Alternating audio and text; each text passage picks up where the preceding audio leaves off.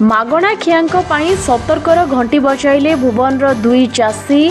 सरकार ऑटो बंद करदेबारु आरंभ करिले गहम चाष। आज्ञा सरकार आमको जो मागणा गहम देउथिले ताकू गोटे वर्षरु ऊर्ध्व होइलाणी बंद करदेले।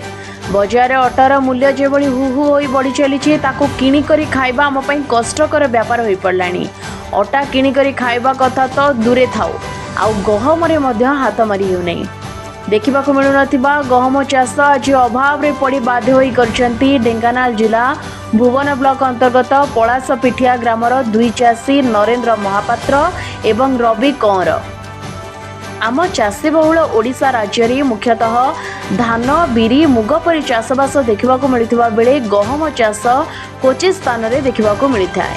मात्र परिस्थिति पड़ी आज दुई चाषी विलंबर हो सुदूर कटक जिलार अधिक मूल्य रे बिहन किणी प्राय 1 एकर ऊर्ध्व जमी गहम चाष कर संपूर्ण नहेले अनेकांश सफल होगा सहित मागणा खियांक पई सतर्कतार घंटी बजाई।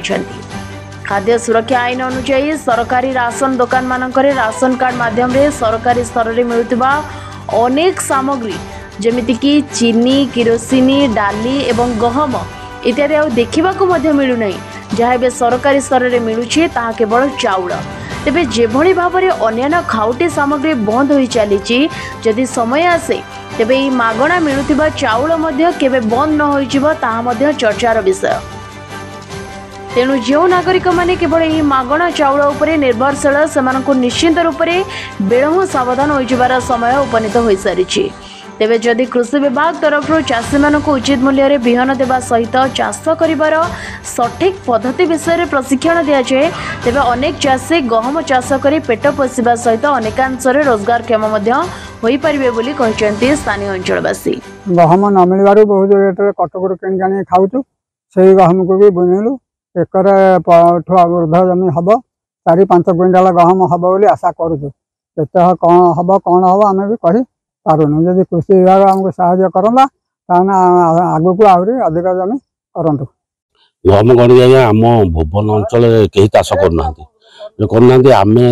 जो कटक जो गहम आनलु खाइलु रेट एक्सेस है जदि आम गहम खंडे करवा जदि कर एका तो करहबनी जगा रखा अच्छी। अच्छा आउ जड़े चाषी भाई की मुझे डाकिली सांग होगी करवा। अच्छा जदि करवा आम बुणिलु बहुत रेट रे गहम मिलला कष्ट कटक आइलु। अच्छा जो बुणिलु सांग होगी 1 एकर उपर जमी बुणीचु आम आशा कर 5 एकर हम 5 माने हम बोली आशा करूँ किंतु आम गहम प्रणाली किसी जानू आम यूट्यूब देखिकी। अच्छा आम करा किंतु चाषी आमर ये कहीं नहांती जे एग्रीकल्चर वाला आमको बतैया कि बिहन जोगाइवाई जदि आमको किसी जोगान आमको से बिहन ताले आम अधिका जमी 5 एकर कर आशा कर तो गहम चाष किसी प्रोत्साहन ना तथापि जो आगुरी आम डिपार्टमेंट गहम बिहन सप्लाय होता 3-4 वर्ष है गहम चाषी मैंने आगुरी इंडियन दौना तेणु डीलर मैंने आने बिक्री होनी भय आणुना तेणु चाषी मैंने डायरेक्ट प्राइवेट डीलर ठार आणुच्च। ए वर्ष आम ब्लॉक 7-8 जन चाषी मो साथ कंटाक्ट करते मुझे निर्मल सिंह सीड्र आम जो जोनाल मैनेजर भुवनेश्वर कंटाक्ट कर डायरेक्ट गहम बिहन 80 टका लगे किणी आनिक निजे चाष कर गहम बिहन 1 एकर को 20 केजी बिहन दरकार होची आनिक चाष कर गहम भल भी 3-4 जगह खबर नहीं भल अमल होठ प्राय पाखापाखि 40 केजी कहते 40 केजी पाखापाखि अमल आसो।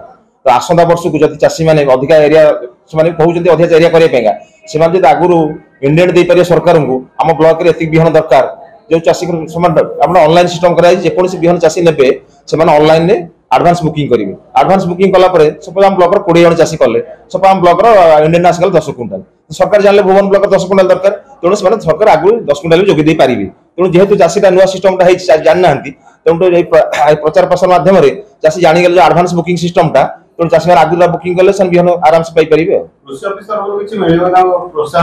हाँ जदि चाषी मैंने गहम चाष विषय किसी आम नूतन ज्ञान कौशल चाहिए आम गाँव में ट्रेनिंग देकर गहम चाष अमल ठार बिहन बुणा ठार अमल पर्यंत सब जहाँ टेक्नोलोजी आम बतई पारू से किसी असुविधा हो पार ना। प्रहलाद मुदुली रिपोर्ट के पब्लिक न्यूज।